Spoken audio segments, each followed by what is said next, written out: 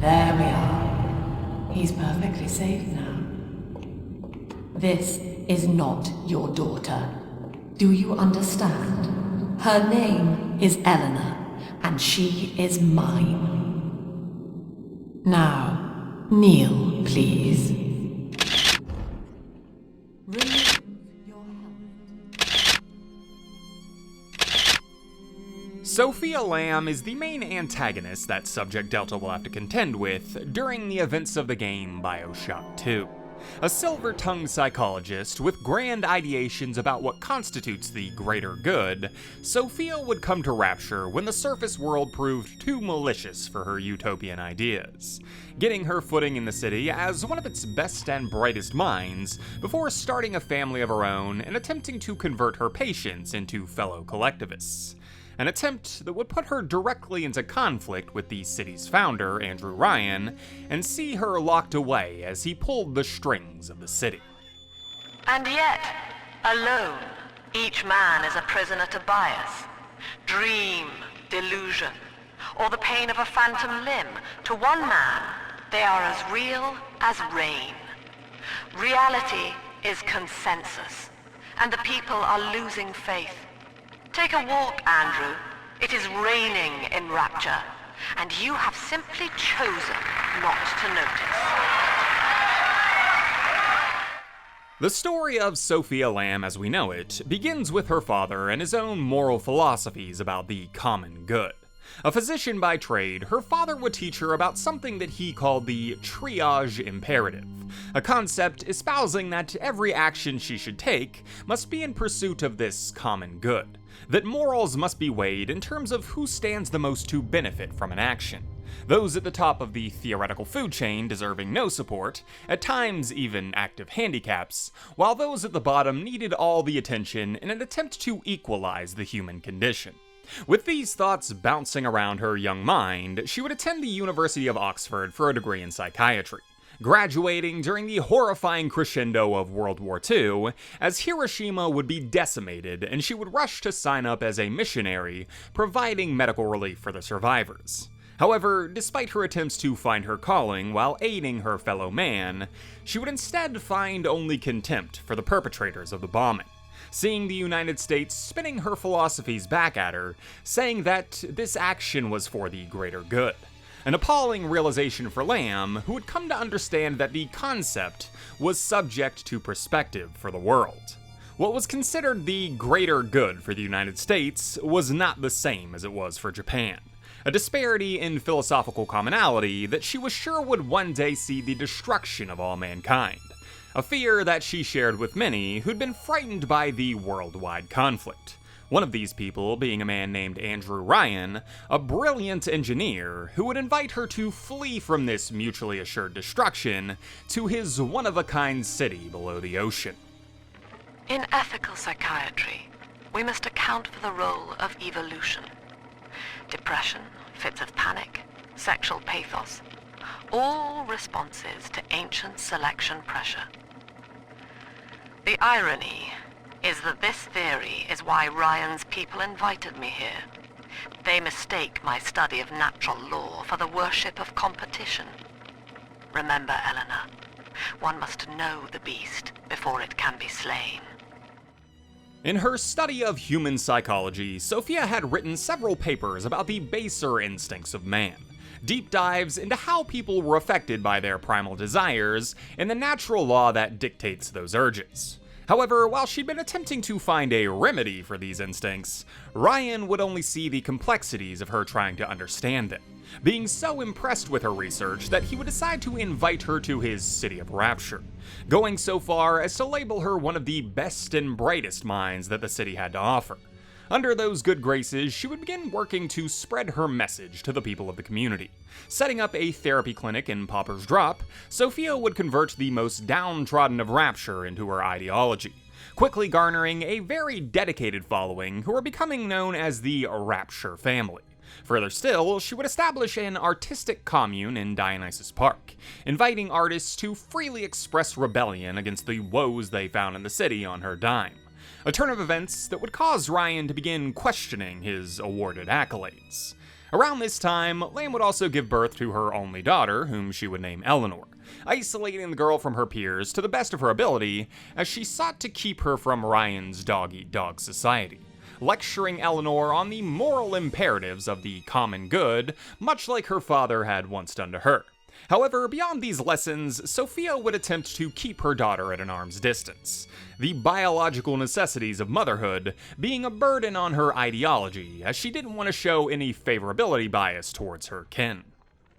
Eleanor is progressing brilliantly. My physical participation in her birth was minimized, of course. It is vital that I am unhindered by nature's crude bias. I will be, above all, her intellectual progenitor, loyal not to her, but to the people she will ultimately save.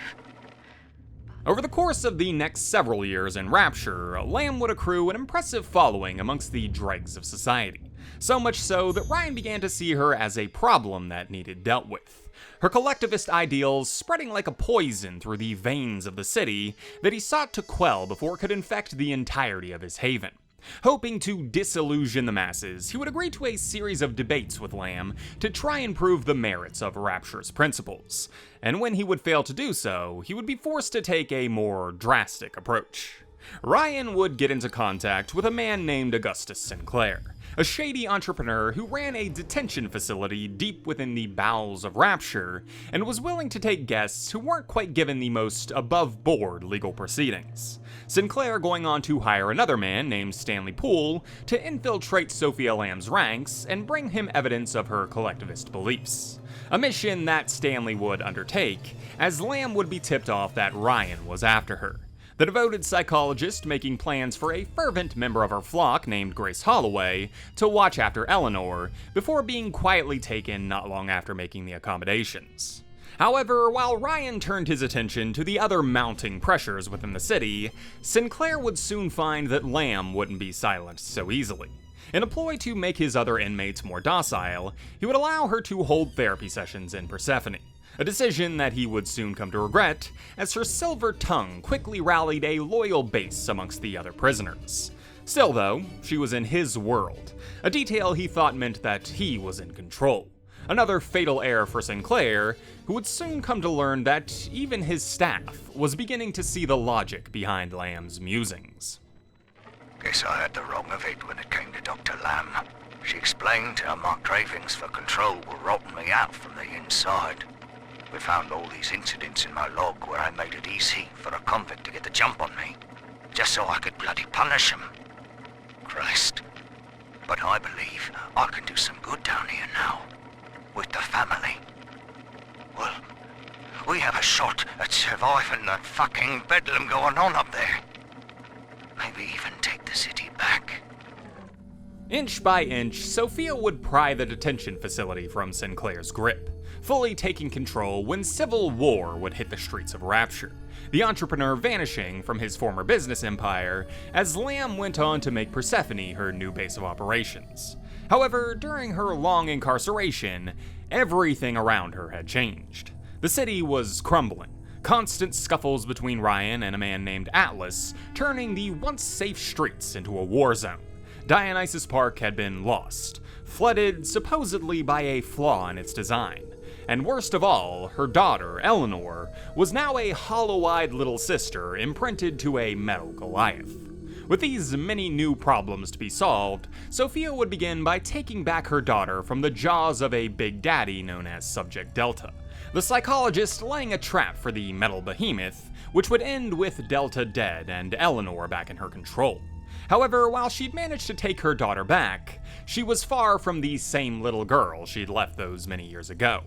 Eleanor's mind had been flooded with mental conditioning, which would take Sofia many hours of deep psychological therapy to undo, a process that would be aided by the very man who'd caused the damage, Gilbert Alexander, the doctor having been swayed to join Lamb's family after she began to retake her foothold in the ruins of the city.